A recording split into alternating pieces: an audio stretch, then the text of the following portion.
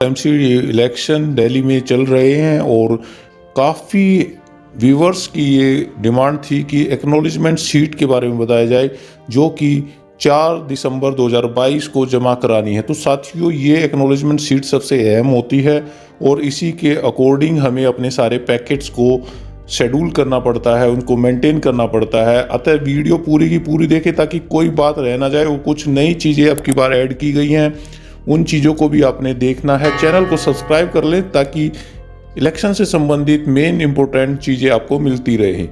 तो साथियों, ये एक्नॉलेजमेंट है, रिसेप्शन है। आप कमेंट सेक्शन में ज़रूर बताएं कि आपकी कौन से नंबर की ये इलेक्शन ड्यूटी है और कितनी बार आप कर चुके हैं। टीए से संबंधित भी वीडियो बनाई है, वो भी आप ज़रूर देखें। तो ये रिसीव्ड करने हैं presiding officer, polling station number उसका यहाँ लिखना है, polling station number, presiding officer इसको जमा कराएगा। डेट यहाँ हो गई, वार्ड नंबर यहाँ पे लिखना है। ये हो सकता है अलग अलग वार्ड में अलग अलग तरह के हों, लेकिन मैक्सिमम ये इसी तरह का है, कॉमन है। आप जो इलेक्शन कमीशन के द्वारा या जो आपके आरओज हैं उनके द्वारा बताए गए के अनुसार आप इसको फिल करें। तो सबसे पहले हैं सील्ड ईवीएम, जो आपने बैलेट यूनिट है उसका नंबर यहाँ पे नोट करना है। उसके बाद में sealed EVM control unit CU, उसका सीयू का नंबर है। अब accounts of votes recorded 11C। अब देखिए, पहले हम ये 7C इसको भरते थे, जो अकाउंट्स ऑफ वोट है, तो ये अनसील्ड यहाँ पे लाना है। तो इसको आप 11C को तो जो एजेंट्स हैं उनको भी देना पड़ेगा, तो 11C यहाँ पर आपको भरना पड़ेगा। 11C जो कि अनसील्ड होना चाहिए। डिक्लेरेशन बाई, यहाँ कुछ डिक्लेरेशंस होती हैं प्रिजाइडिंग ऑफिसर्स के लिए, जो कि पहले कमेंसमेंट ऑफ द पोलिंग, उससे पहले, बाद में मॉक पोल आदि कई जो हैं सिक्रेसी आदि की कई ये जो होती है डिक्लेरेशन है, वो सारी यहाँ पे पार्ट 1, 2, 3, 4 ये आपको परफॉर्म में मिलेंगे। उन परफॉर्मांस के अनुसार आप इसको भरें। अगर फिर भी नहीं मिलते हैं तो आप जो प्लेलिस्ट है वहाँ से देखें, उसमें वीडियो बनी हुई है। Declaration of presiding office of the close of poll, ये क्लोज ऑफ पोल का एक डिक्लेरेशन सर्टिफिकेट बनाना होता है।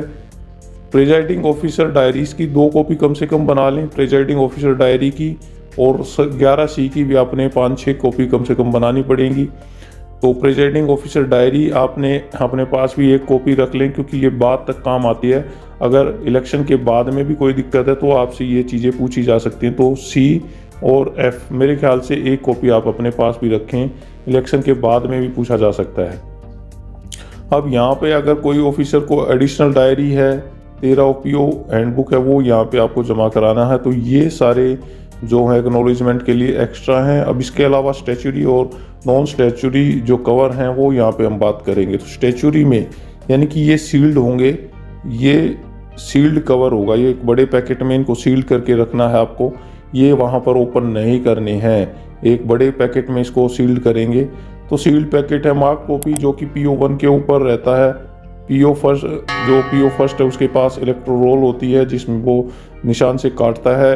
रजिस्टर ऑफ वोटर 11A में आपको रजिस्टर ऑफ वोटर मिलेगा। पहले इसे 17A में बोला जाता था, तो यहाँ रजिस्टर ऑफ वोटर को बोला जाएगा, या जो भी इसका नाम हो। ये सेकंड के पास रहता है, इसको याद भी कर सकते हैं आप। फिर वोटर स्लिप थर्ड के पास रहती है। तो थर्ड के पास जो वोटर स्लिप जो भी भरी जाती है, तो फर्स्ट, सेकंड, थर्ड की ये तो तीनों स्टैच्यूरी हो गई। फिर जो 2 ये होगी बैलेट यूनिट से संबंधित 2, जो कि है अनयूज्ड स्टैंडर्ड बैलेट पेपर और used standard ballot paper and the list of form 11B में जो हमारे स्टैंडर्ड बैलेट पेपर हैं उनकी लिस्ट आपके आएगी।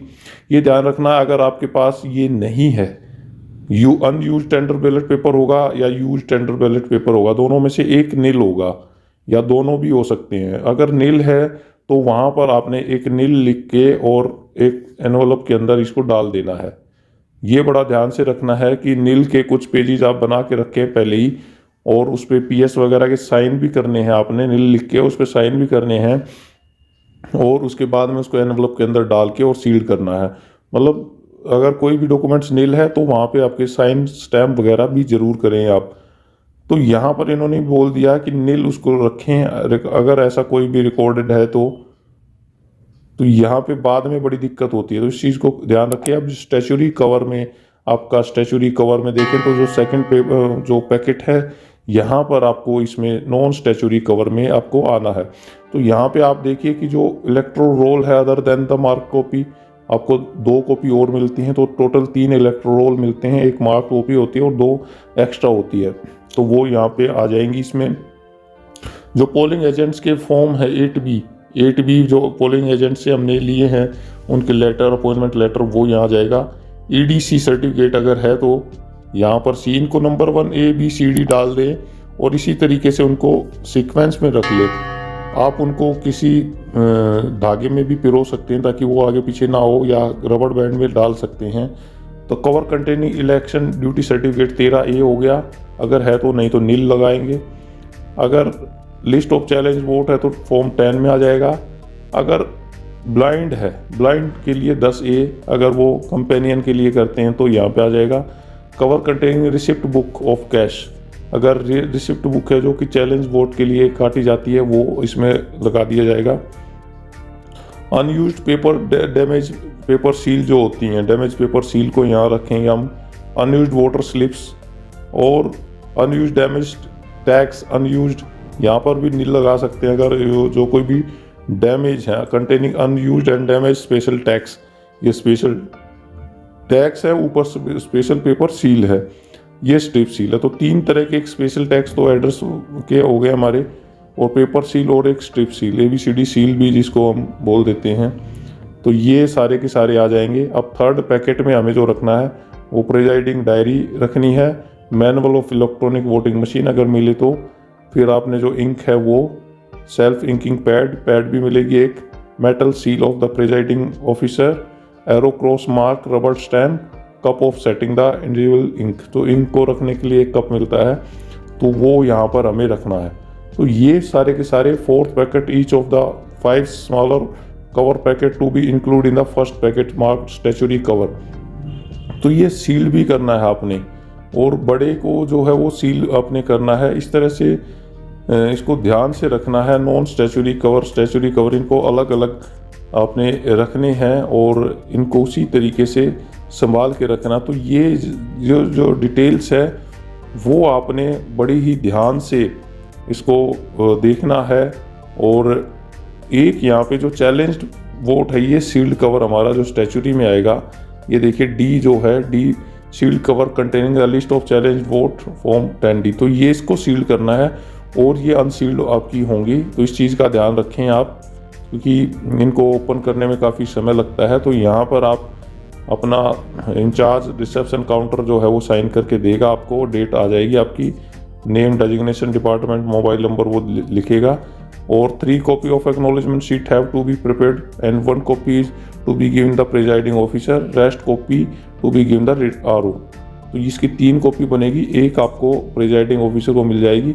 इसके साथ साथ आप अपने TA के बिल वगैरह जो साइन है वो करा लें, अपना जो सर्टिफिकेट है उसको साइन करा लें, और इस कॉपी को लेकर के आप आराम से आ सकते हैं। और जो मैंने बताया वो कॉपीज भी आप अपने पास रखें ताकि समय आने पर उसको परेशानी ना हो। अगर फिर भी आपको कोई प्रॉब्लम है तो आप ज़रूर कांटेक्ट करें और अपने RO से बात कर सकते हैं, सेक्टर ऑफिसर से बात कर सकते हैं। कमेंट सेक्शन में भी जाकर के आप बता सकते हैं, आप बताएं कि आपकी इस बार की इलेक्शन ड्यूटी कौन से जो वार्ड में आपकी आई हुई है। आशा वीडियो आपको अच्छी